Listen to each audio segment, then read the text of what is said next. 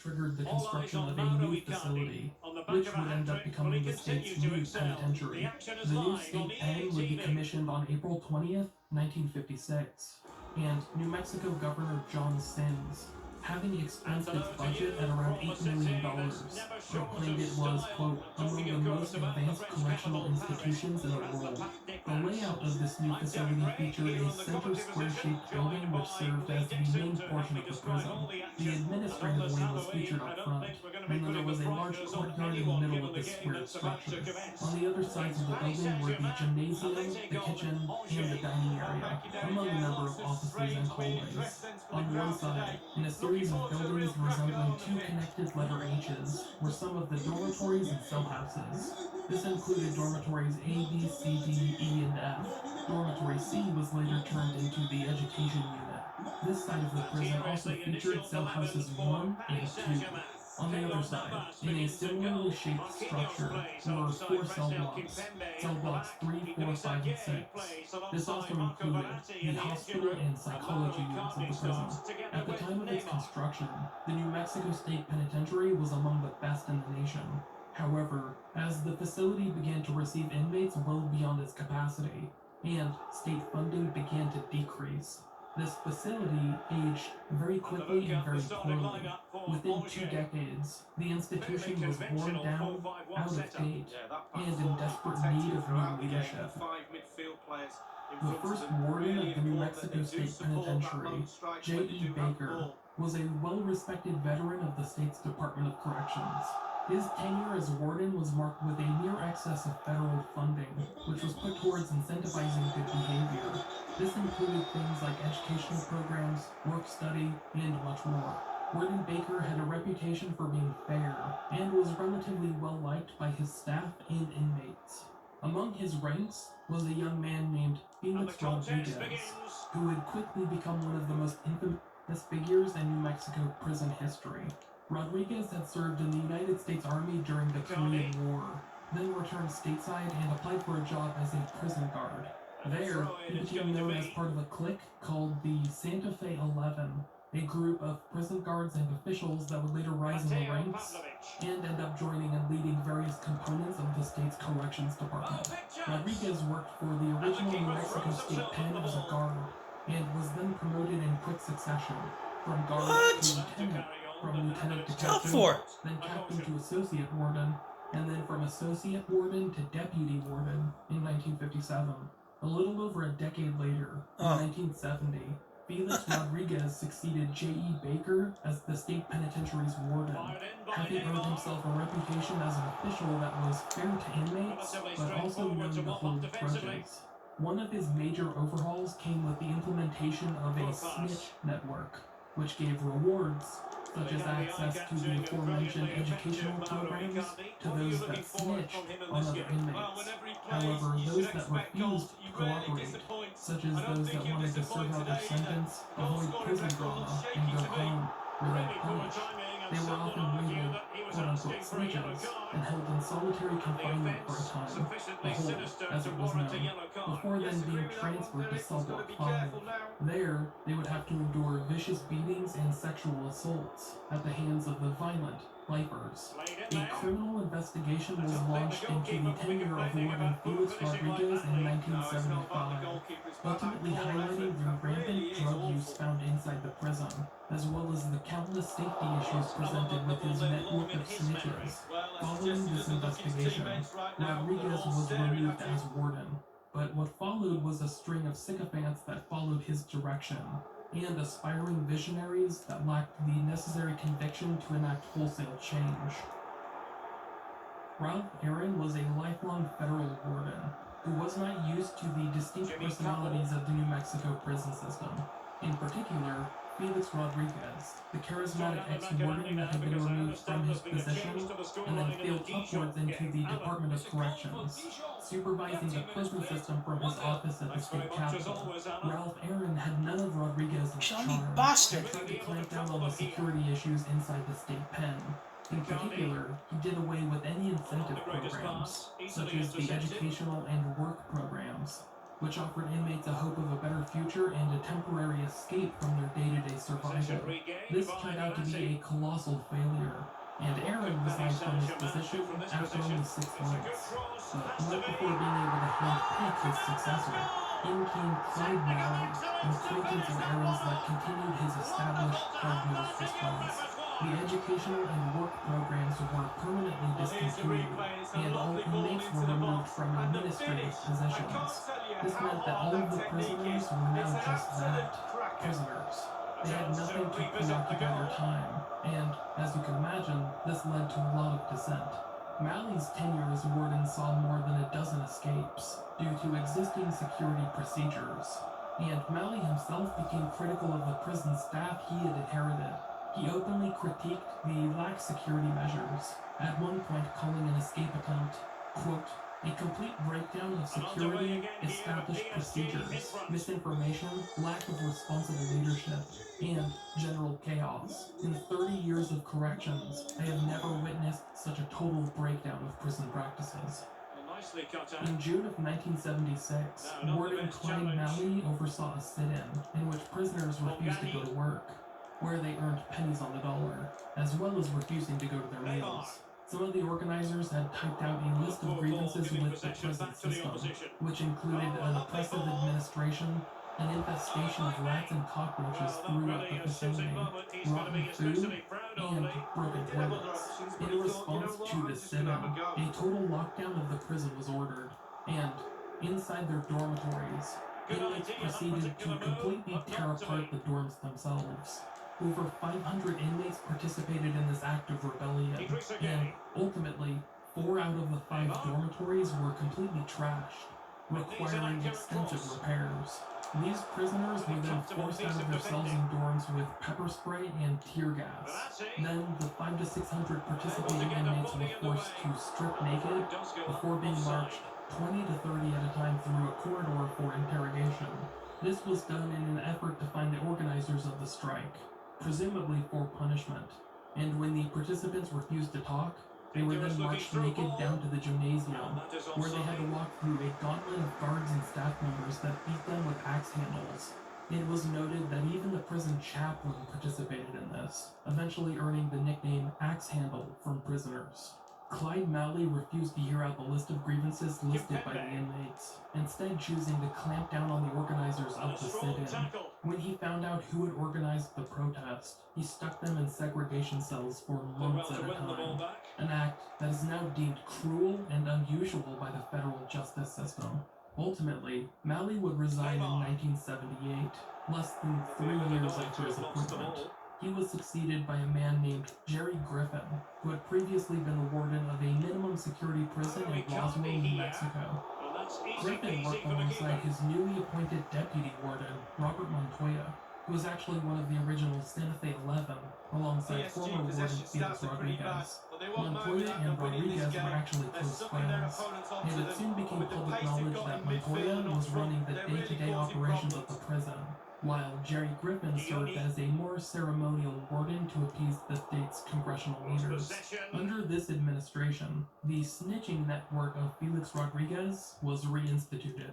Warden Griffin and Deputy Warden Montoya began cracking down on prisoners that did not play ball, labeling unpliable convicts as snitches, even if they had not informed on anyone. These men would then be put into cell block 4, where the snitches, child molesters, and the weak were kept in isolation for their protection. Here, they wore distinct uniforms that made them stand out among the rest of the prison population. In essence, if an inmate went to cell block 4, it quickly became a dead man walking, if they were ever returned to general population, let alone to the fearsome cell block 5. They were targeted for a short, miserable life of violence and sexual assault, thus making them more likely to talk in the future and cooperate. Warden Jerry Griffin became known for refusing to take suggestions from the prison psychologist, whose concerns I'll get to in a bit, and for locking up mentally ill inmates in the hole, where they were left to anguish. Sometimes he even just kept them in general population, where they often met a swift and brutal end. However, I should state that it remains unknown just how many of Warden Griffin's decisions as an administrator were his own. or rather, were implemented by his deputy warden, Robert Montoya. Montoya was close with Felix Rodriguez, the former warden that had become a high-ranking member of the various committees that controlled the New Mexico Department of Corrections, and many think that he was still in control of the overarching decisions made throughout the facility, despite being removed as warden nearly 5 years prior. In a prophetic letter dated July 6, 1979, a prison guard at the New Mexico State Penitentiary named Bob Runyon wrote to Felix Rodriguez. Runyon, a former Air Force intelligence operative with a degree in criminology, was appealing to Rodriguez, the former warden turned Deputy Secretary of Corrections. In this letter, Runyon claimed that he had recommended changes to the penitentiary's senior officials, but his concerns had fallen on deaf ears. As such, he was appealing to a higher power, concerned that danger in the state pen was imminent. It is also worth noting that a short time after this letter was written, Bob Runyon resigned from his post, not wanting to become a casualty of a system he viewed as broken. In this letter to Felix Rodriguez, Runyon proposed a new intelligence system which could replace the snitch network that had ineffectively been running the prison for close to a decade. In his proposal, he warned, quote, "Lacking this system, I anticipate serious incidents in the near future of corruption, the introduction of contraband, escapes, riots, hostage-taking, and ruthless killing of inmates."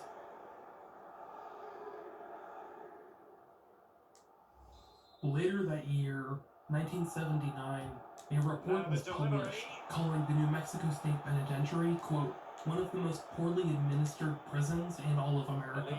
This report, which became highly touted in the months after the eventual riot, cited the cells as being both unsanitary and cruelly constructed. Each of the cells were a pretty uniform size, roughly 6 feet by 9 feet, but were both unventilated and not insulated, meaning they became frigid cold in the winter months and then stifling hot throughout the summer. In addition, a much too late series of repairs being done to cell block 5 had resulted in those inmates, who were among the most violent in the entire prison, being housed in other dormitories and cell blocks.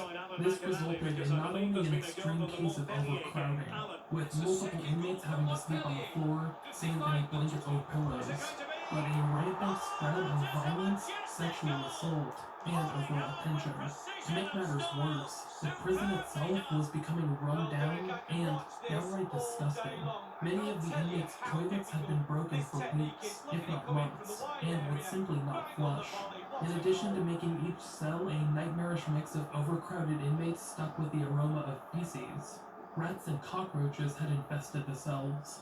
In perhaps the most aggravating incident for inmates, Thanksgiving of 1979, inmates were served turkey described as, quote, "smelling, green, and rotten." Even the inmates that ate around the turkey described food poisoning in the days afterwards, which added to the complaints. Perhaps the most pressing concern on the mind of most inmates, though, were the prison guards themselves. If you were to ask an inmate incarcerated at the turn of 1980, most would tell you that the guards were allowing violence to happen, as long as it did not involve them personally. They were alleged to let the escalating violence go unchecked, as it allowed them to keep some semblance of order within the penitentiary. And for the record, I'm not including this because I think all prison guards are dirty or anything like that. Corruption is definitely a topical broach throughout the series, but most of the guards employed at the New Mexico State Pen were inexperienced, having worked at the facility statistically for less than 2 years. A large percentage of these guards were high school dropouts, who earned significantly less than counterparts from neighboring states. So, of course, they did not have much incentive to put their life on the line for the job or an inmate. Those that did want to change the system for the better, like prison guard Bob Runyon, who wrote a letter in July of 1979 asking to overhaul the intelligence system and warning of imminent danger, were often ostracized or let go from the staff. However, despite me stating that not all of the guards were corrupt or cruel, there were definitely incidents that pointed to some of the guards being one or the other. What the fuck? Contingent of the guards. Throughout the 1970s, multiple events had been staged involving the beating of inmates via axe handles. The likes of which you've already heard, where prisoners had to run a naked gauntlet through the hallways, as guards and staff members hit them with axe handles. In other cases, there were more overt signs of cruelty, such as a case involving a prison guard sticking his finger into an inmate's eye socket, stuff like that. In other cases, guards were known to utilize psychological torture upon inmates, such as reading and then discarding their mail right in front of them, which was often the inmates' one escape from the horrors of prison life. In other cases, guards were known to flirt and taunt the visiting wives and girlfriends of inmates, sometimes openly, in front of the inmates themselves. And it's not like the inmates could call them on it, risking putting a target on their backs via a trip to cell block 4 and being labeled a snitch. In some other cases, inmates were called. Guards would taunt prisoners with details about calling, dating, and even sleeping with their loved ones outside of prison. This included wives and girlfriends, whose contact info they were able to easily obtain from their prison files. It was stuff like this that was continually breaking the spirits of almost all the prisoners. One inmate later recalled, quote, "A convict's code of honor is to tend to business and not to lie, steal, cheat, or screw another's woman. The officials at that pen did it all." From Neymar. No nonsense clearance. Ismail Traore. Well, it's a constant struggle for them to get Dr. out Mark of their own half. was the head of the psychology wing at New Mexico State Penitentiary, who was tasked with providing counseling and therapy for the inmates in the facility, starting in November of 1979, the same month that inmates were fed rotten turkey. Dr. Horner began to receive multiple tips warning him of a pending riot. He was one of the few people that tried to encourage the inmates to move on to bigger and better things, and one of the few people inside with the resources and willpower to actually help inmates in need. This endeared him to many of the prisoners, who often fed him information regarding the inner workings of the facility. Later, when speaking to state police, he would state, quote, "I get good information whenever there's going to be heavy shit." On November 30th, he actually reported these warnings to prison officials. He stated that he, as well as other staff members, were being floated as possible targets for the uprising, and would likely be taken captive as hostages. After all, the psych unit, in addition to the education wing and the infirmary, were attached to the dormitories and cell blocks of the prison. They were all three easy targets if an uprising were to occur. After warning senior officials about this possible threat, Dr. Horner would later tell state investigators that he was brazenly mocked. During a January interview, he would even state about this reaction and his concerns. Quote, "I'm not going to be in this fucking place with 20 officers on a weekend. And when I warned them, they laughed. What a They thought it was brilliant funny." goal. In the final half of 1979, a major section of the prison was undergoing renovation. Cell Block 5, the most dangerous cell block in the state pen, was closed due to long-awaited upgrades and repairs. Many of those inmates were transferred to other dormitories and cell blocks for temporary housing. However, managing to take advantage of the weak security placed on the construction zones near Cell Block 5, some prisoners had managed to sneak in during the day, and they smuggled out an entire hacksaw, which they then took back to their dormitory and hid.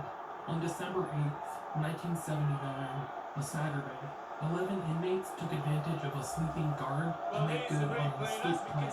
It ended up becoming the second major escape in 2 years, and was especially dangerous because 5 out of the 11 escapees were convicted killers.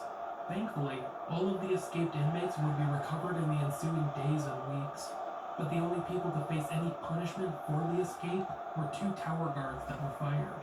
Of course, they were partially at fault, but that ignored a wide range of security issues that led to the prisoners obtaining a fucking hacksaw, hiding said hacksaw in their dormitory for several days, and then being afforded enough time to escape. This escape hinted at just some of the major concerns investigators and legislators had with the New Mexico State Penitentiary, which was beginning to reach a point.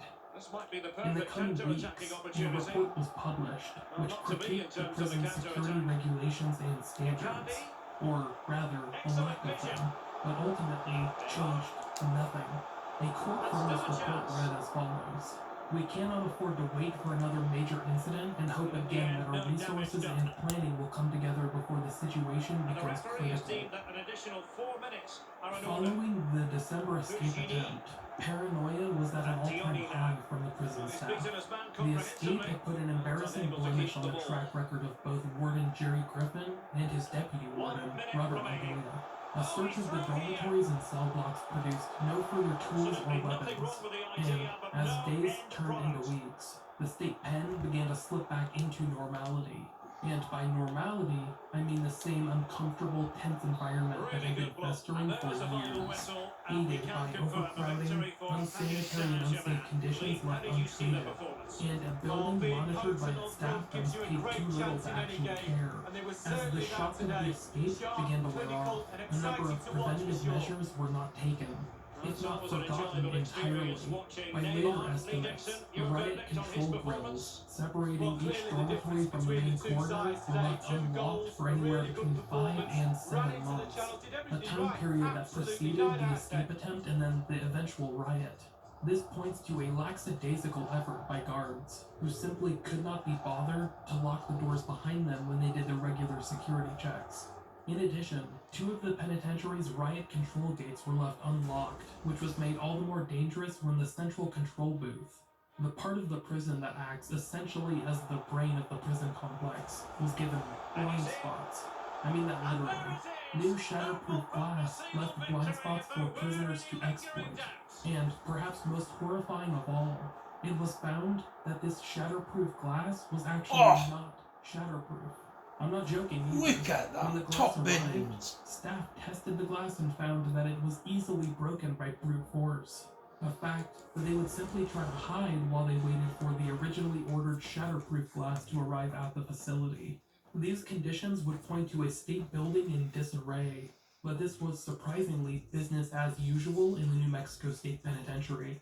Least of the prison's concerns was a work order submitted for the nightlights in dormitory E2, which would illuminate the dorm during the evening hours, when guards had to make their rounds and collect a head count.